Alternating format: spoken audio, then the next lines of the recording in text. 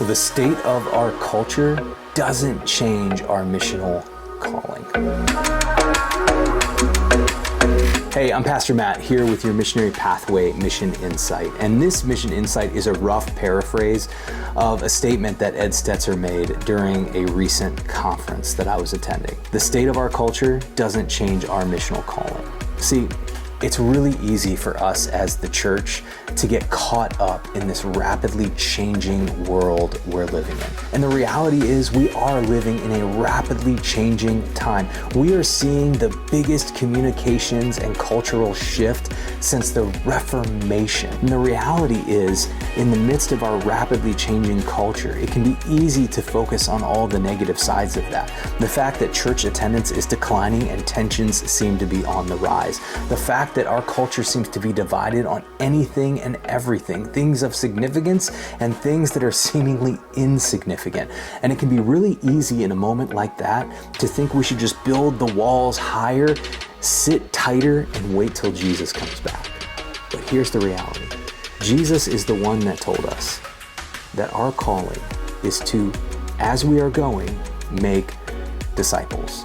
He didn't give any exceptions for cultural tensions that might or might not be present. In fact, he warned his disciples that tension and challenge would be a part of this calling. But the calling didn't change.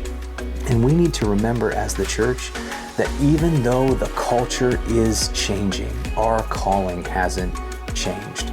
We are still called to go and make disciples. So a couple key points we need to remember in that is, number one, the calling is the same. It was the same for the disciples, and it's the same for us. When we were baptized, we were called on to mission. And that mission is simple. As you are going, make disciples. Disciples of who? Not disciples of us, not disciples of our favorite brand of Christianity, but disciples of Jesus, because Jesus is the one thing that changes everything. He's the one thing that reconnects us to the Father.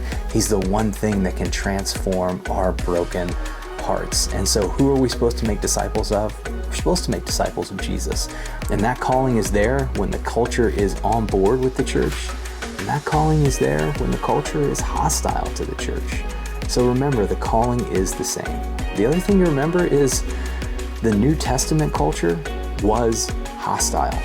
When Jesus gave his original disciples that call, he told them to do that in the midst of a pagan culture, a culture that was openly hostile to the church.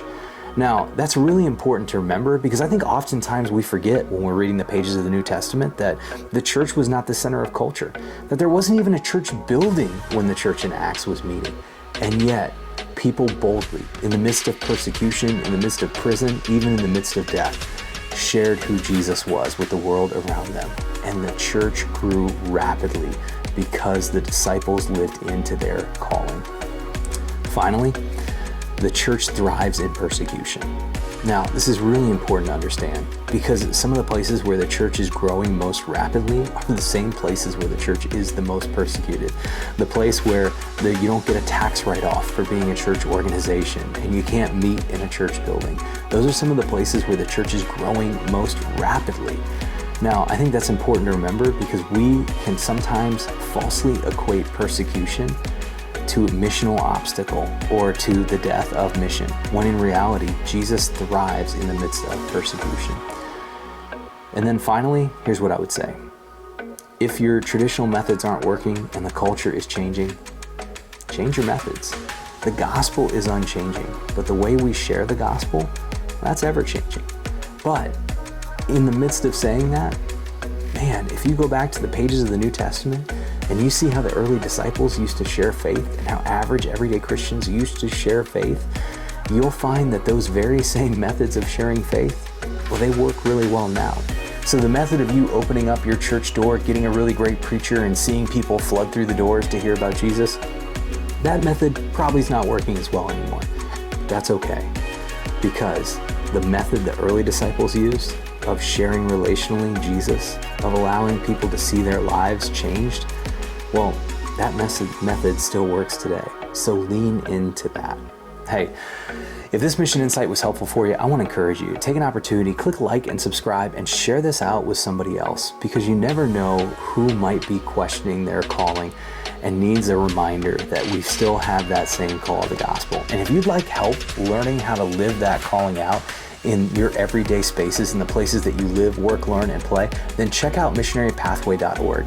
Missionarypathway.org houses the Missionary Pathway training, and the Missionary Pathway is a simple and reproducible process you can use to learn how to be on mission in the places you're already going. So if you're looking for some encouragement or you need some help in doing that, check out the Missionary Pathway. And of course, you can always check out these Missionary Pathway insights. These insights are designed to help you as you go on mission in the places you live, work, learn, and play.